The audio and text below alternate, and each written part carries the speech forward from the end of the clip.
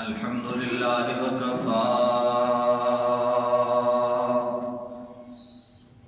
والصلاة والسلام على عباده الذين اصطفى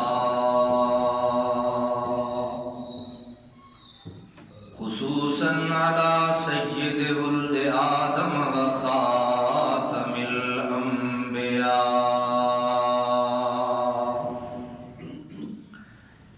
أما بعد فأعوذ بالله من الشيطان الرجيم بسم الله الرحمن الرحيم خذ من أموالهم صدقة تطهرهم وتزكيهم بها وصل عليهم إن صلاتك سكن لهم صدق الله مولانا العظيم وبلغنا رسوله النبي الكريم الأمين ونحن على ذلك لمن الشاهدين والشاكرين والحمد لله رب العالمين.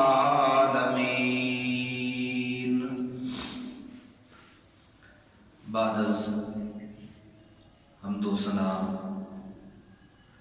نہایت ہی واجب الاحترام بزرگوں، دوستوں، عزیز ساتھیوں،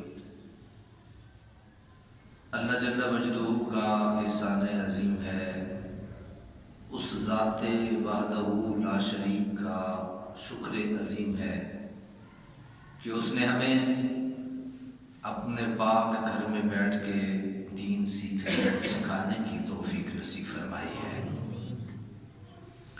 حضرات محترم، دین اسلام ایسا کامل و اکمل دین ہے جو عبادات اور تمام معاملات کے بارے میں قدم قدم پر اپنے ماننے والوں کی رہنمائی فرماتا ہے۔ اسلام کے 5 بنیادی ارکان ہیں، ان میں توحید و رسالت کی شہادت کے بعد اہم ترین رکن نماز ہے، اور نماز کے بعد اہم ترین رکن زکوٰۃ ہے۔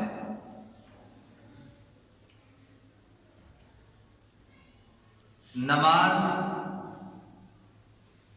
بدنی عبادت ہے اور زکوٰۃ مالی عبادت ہے، اور ہر ایک عبادت کا دار و مدار نیت پہ ہوتا ہے۔ اللہ کے نبی حضرت محمد رسول اللہ صلی اللہ علیہ وسلم نے ارشاد فرمایا، انما الاعمال بالنیات، کہ اعمال کا دار و مدار نیتوں پہ ہے۔ اسی طریقے سے اللہ کے پیارے نبی صلی اللہ علیہ وسلم نے ارشاد فرمایا، ان اللہ لا ينظر الى اجسادکم ولا الى صورکم ولکن ينظر الى قلوبکم، او کما قال صلی اللہ علیہ وسلم، فرمایا کہ بے شک اللہ تعالیٰ تمہارے جسموں کو نہیں دیکھتا، تمہاری صورتوں کو نہیں دیکھتا، وَلَٰكِن يَنظُرُ إِلَىٰ قُلُوبِكُمْ، اللہ دیکھتا ہے تو تمہارے دلوں کو دیکھتا ہے۔ اللہ تمہاری صورتوں کو، اللہ تمہارے جسموں کو، دل کے اندر جو فطور ہے اللہ اسے دیکھتا ہے، دل کے اندر جو بگاڑ ہے اللہ اسے دیکھتا ہے۔ ساری کائنات سے آپ اور میں چھپ سکتے ہیں، اپنی نیت کو چھپا سکتے ہیں، نہیں چھپا سکتے تو اپنے کریم رب سے نہیں چھپا سکتے۔ ایک بندہ منہ کا کچھ اور ہے، اندر کا کچھ اور ہے، وہ تو ہے ہی منافق، وہ تو ہے ہی منافق۔ لوگوں میں کچھ اور ہے، علیحدگی میں کچھ اور ہے، اس کی منافقت میں کوئی شک و شبہ کی گنجائش نہیں ہے۔ اللہ یہ فرما رہے ہیں کہ نہ تمہارے دل دیکھتے، نہ تمہارے جسم دیکھتا ہوں، نہ تمہاری صورتیں دیکھتا ہوں، وَلَٰكِن يَنظُرُ إِلَىٰ قُلُوبِكُمْ، میں دیکھتا ہوں تو تمہارے دل دیکھتا ہوں۔ حضرات محترم،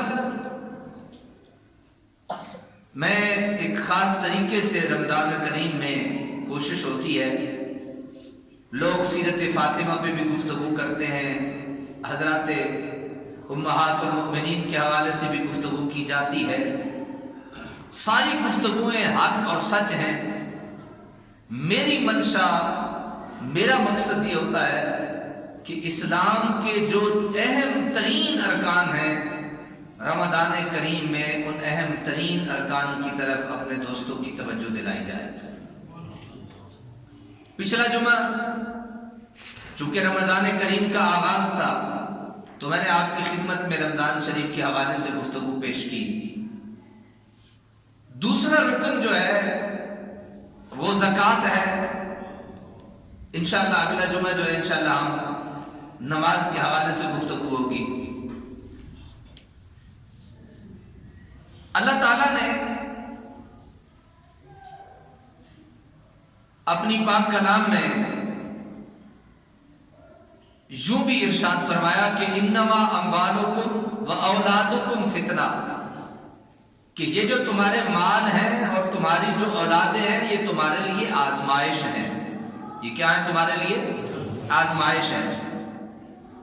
اور یہ جو مال ہے، مال، اس کو عربی میں بھی مال کہتے ہیں، عربی میں بھی اس کو کیا کہتے ہیں؟ مال کہتے ہیں۔ اچھا، مال کو مال کہتے کیوں ہیں؟ یہ مال اسباب، یہ ہمارا مال ہے، استعمال ہوتا ہے نا، اردو میں بھی استعمال کرتے ہیں، عربی میں بھی مال کے لیے مال کا لفظ ہی استعمال ہوتا ہے۔ تو مال کو مال کہتے کیوں ہیں؟ فرمایا مال کو مال اس لیے کہتے ہیں کہ دل اس کی طرف مائل ہوتا ہے۔ دل اس کی طرف کیا ہوتا ہے؟ مائل ہوتا ہے، اور دل جس کی طرف مائل ہو اسے کیا کہتے ہیں؟ مال کہتے ہیں۔ انما اموالکم و اولادکم فتنہ، مال کی طرف بھی بندے کا دل مائل ہوتا ہے اور اولاد کی طرف بھی بندے کا دل مائل ہوتا ہے۔ فرمایا جس کی طرف دل مائل ہو وہ انسان کے لیے آزمائش ہوتی ہے۔ وہ انسان کے لیے وہ چیز کیا ہوتی ہے؟ انسان کے لیے آزمائش ہوتی ہے۔ جس طرح انسانی وجود کو امراض لاحق ہوتی ہیں، بخار ہے، شوگر ہے، بی پی ہے، دیگر جو انسانی وجود کے ساتھ امراض لاحق ہوتی ہیں، اسی طرح کچھ امراض روحانی تعلق سے بھی لاحق ہوتی ہیں، روح کے ساتھ بھی لاحق ہوتی ہیں، جن میں سب سے بڑی مرض جو ہے وہ مال کی محبت ہے۔ وہ مال کی کیا ہے؟ سب سے بڑی مرض جو انسان کو روح کی لاحق ہوتی ہے وہ مال کی محبت ہوتی ہے۔ کسی کا تھوڑا ہے، کسی کا زیادہ ہے، اس کو اس سے محبت ہوتی ہے، اور اگر بندہ مال کی محبت میں غرق ہو جائے تو وہ تباہ و برباد ہو جاتا ہے۔ اللہ تبارک و تعالی، اور اچھا پھر یہی مال کی جو محبت ہے یہ انسان میں تکبر بھی پیدا کرتی ہے، یہ انسان میں حرص بھی پیدا کرتی ہے، یہ انسان میں بخل بھی پیدا کرتی ہے، یہ انسان میں ہوس بھی پیدا کرتی ہے۔ یہی مال کی محبت انسان کے وجود میں بہت ساری بیماریاں لانے کا سبب اور ذریعہ بنتی ہے۔ انہی اخلاقی رذائل اور روحانی بیماریوں کو دور کرنے کے لیے اللہ تبارک و تعالیٰ نے ہم پہ زکوٰۃ کو فرض کیا ہے۔ میری بات آپ سمجھ گئے کہ نماز کا مقصد بندگی ہے، اور زکوٰۃ کا مقصد اللہ کی رضا کے ساتھ ساتھ انسانی وجود سے اخلاقی گندگیوں کو ختم کرنے کا ایک ذریعہ ہے۔ تو اللہ کریم نے کیا ارشاد فرمایا؟ خذ، اپنے حبیب کو فرمایا، اپنے پیارے محبوب محمد رسول اللہ کو فرمایا، خذ من اموالہم صدقۃ تطہرہم وتزکیہم بہا، کہ اے حبیب صلی اللہ تعالی علیہ وسلم آپ ان مومنوں سے اور ان کے مالوں سے صدقہ یعنی زکوٰۃ لیجئے۔ خذ من اموالہم صدقہ، زکوٰۃ لیجئے ان کے مالوں سے۔ وہ زکوٰۃ لے کے آپ کریں گے کیا؟ وَتُطَہِّرُهُمْ بِهَا، وہ زکوٰۃ لے کے انہیں پاک کر دیجیے، زکوٰۃ لے کے انہیں پاک کر دیجیے۔ اور پھر میں قربان جاؤں رب تعالیٰ کے اس کلام پہ، اللہ حکم دے رہا ہے اپنے محبوب کو، خذ من اموالہم، اے میرے حبیب انہاں دے مالاں وچوں زکوٰۃ لو، تے زکوٰۃ جدوں تسی لو گے انہاں دے مالاں وچوں، فائدہ کی ہوئے گا؟ فائدہ یہ ہوئے گا کہ تطہرہم بہا، یہ زکوٰۃ لینا ان کے مالوں کو پاک کر دے گا۔ جو بات مجھے بڑی حسرت ہوئی اور بڑا دل پیدا ہوا کہ زکوٰۃ اگر 100 میں 2.5 بنتی ہے، ہمیں 100 میں 5 دینے چاہیے، ہمیں 100 میں 5 دینے چاہیے۔ وہ ذرا سنیے، حبیب پیارے وصلی علیہم، سبحان اللہ کی یہ پر ترجمہ کرو، وصلی علیہم، اور جو زکوٰۃ دیتے جائیں، جو زکوٰۃ دیتے جائیں، دیتے ہی ان کا مال تو ہوگا پاک۔ اب آپ نے کیا کرنا ہے حبیب پیارے؟ قیامت آ جائے، زکوٰۃ دینے والوں کے لیے وصلی علیہم، ان کے لیے دعا کرتے رہیے گا۔ مزہ نہیں آیا؟ وصلی علیہم، ان کے لیے کیا کریں؟ دعائے خیر کریں، اور یہ جو دعائے خیر ہے، ان صلاتک سکن لہم، یہ دعائے خیر ان کے لیے سکون کا باعث بنتی رہے گی۔ اگر ہن بھی بندے دا دل نہ کرے زکوٰۃ دینے تے نہ دے دے، کوئی حرج نہیں، کیڑی حرج ہے؟ مال دا اپنا ہے، اپنے ہاتھ نال کمایا اس نہ دے دے۔ لیکن میں یہ سمجھتا ہوں اگر اس نے زکوٰۃ نہ دی، وہ میرے مصطفیٰ کی سکون والی دعاؤں سے محروم رہ جائے گا، وہ میرے مصطفیٰ کی سکون دینے والی دعاؤں سے، کیونکہ دعا تو ان کے لیے ہے جو زکوٰۃ دیتے ہیں، اور جو زکوٰۃ دیتے ہیں اللہ حکم دے رہا ہے مصطفیٰ کو، وصلی علیہم، ان کے لیے دعائے خیر کیجئے، ان صلاتک سکن لہم، یہ جب دعا کریں گے نا آپ، تو یہ آپ کی دعاؤں سے سکون پاتے رہیں گے۔ یہ جو زکوٰۃ ہے، زکوٰۃ اس کا جو لغوی معنی ہے زکوٰۃ کا، وہ ہے پاکیزگی۔ زکوٰۃ کا لغوی معنی کیا ہے؟ پاکیزگی۔ زکوٰۃ کا لغوی معنی ایک ہے بڑھوتری، زکوٰۃ کا ایک لغوی معنی ہے کسی چیز میں زیادہ کرنا، کسی چیز کو زیادہ کرنا۔ یہ سارے معنی زکوٰۃ کے ہیں۔ مجھے یاد ہے آج سے 3-4 سال پہلے میں نے صرف اس جمعے پہ ان 3 لغوی معانی پہ گفتگو کی تھی کہ زکوٰۃ دینے سے مال کیسے بڑھتا ہے۔ بھئی 100 تھا، 100 میں سے 2.5 چلے گئے، 97.5 بچ گئے، مال کم ہوا یا بڑھا؟ اب لوگ یہ سمجھتے ہیں کہ بڑھنا صرف یہ ہوتا ہے کہ 100 ہوں 5 اور آ جائیں، تو جناب کیا ہوتا ہے؟ مال بڑھ جاتا ہے۔ اب لوگوں کو کون یہ طریقہ اور ادب سکھائے؟ مال ایسے نہیں بڑھتا، مال بڑھتا ہے رب کی اطاعت کے ساتھ، مال بڑھتا ہے رب کی فرمانبرداری کے ساتھ۔ تم رب کی اطاعت کر لو، رب تکلیفیں اور دکھ دور کر کے تمہارے مال میں برکتیں عطا فرما دے۔ تو برکت کے ساتھ مال بڑھتا ہے، زیادتی کے ساتھ مال۔ ہم جب بھی دعا کرتے ہیں تو دعا مال کے بڑھنے کے لیے نہیں کرتے، یا اللہ دے کوئی لکھ ہے 2 دے دے، اسی یہ نہیں دعا کرتے، کیونکہ مال کا بڑھنا انسان کے لیے آزمائش اور فتنہ ہے، انسان کو اتنا جواب دینا ہوگا. ہم یہ دعا کرتے ہیں مولا اس کے رزق میں برکتیں عطا فرما دے. مولا اس کے رزق میں، آپ بھی یہی دعا کیا کریں، مولا رزق میں. یہ نہ مانگا کرو مولا ہور دے دے، مولا ہور دے. انہیں خزانے اس کی کمی ہے، انہیں تو جناب ڈھیر لا دینا. لیکن مسئلہ یہ ہے پھر اس کا حساب کیسے دو گے؟ بلکہ کیا کیا کرو، اللہ سے دعا کیا کرو مولا ہمارے مال میں برکتیں عطا فرما دے. ہمارے مال میں کیا عطا فرما دے؟ برکتیں عطا فرما دے. اب یہ تو میں نے زکوٰۃ کا لغوی معنی آج کر دیا. اب زکوٰۃ کا جو شرعی معنی ہے وہ یہ ہے کہ ایک صاحب نصاب شخص، صاحب نصاب شخص ایک سال جب پورا ہو جائے، یاد رکھیے یہ عمومی طور پہ ایک بہت بڑی کنفیوژن ہے ہمارے درمیان، اور بہت بڑی اس میں یہ چیز آ جاتی ہے کہ پتہ نہیں اس مسئلے کا اصل حل کیا ہے.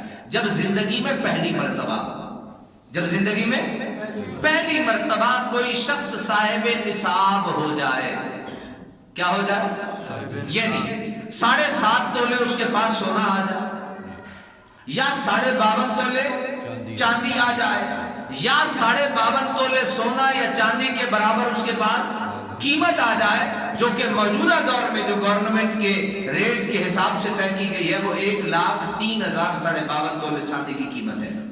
اگر ایک شخص کے پاس پہلے رمضان کو 2023 کے رمضان کے پہلے دن کو، یہ قمری دن چلتے ہیں، قمری سال چلتے ہیں، اس حساب سے دی جاتی ہے زکوٰۃ. آج پہلے رمضان کو اس کے پاس 1,03,000 روپیہ، 52.5 تولے چاندی یا 7.5 تولے سونا آ گیا، اللہ نے اسے صاحب زکوٰۃ بنا دیا ہے، صاحب مال بنا دیا ہے، صاحب ثروت بنا دیا. اب اس پہ ابھی زکوٰۃ فرض نہیں ہوگی، اب اس پہ بھی زکوٰۃ فرض نہیں ہوگی. یہ پیسہ چلتے چلتے کم بھی ہوتا رہا، 1 لاکھ سے کم بھی ہوتا رہا، 1 لاکھ سے بڑھتا بھی رہا، کم بھی ہوتا رہا، بڑھتا بھی رہا، کم بھی ہوتا رہا.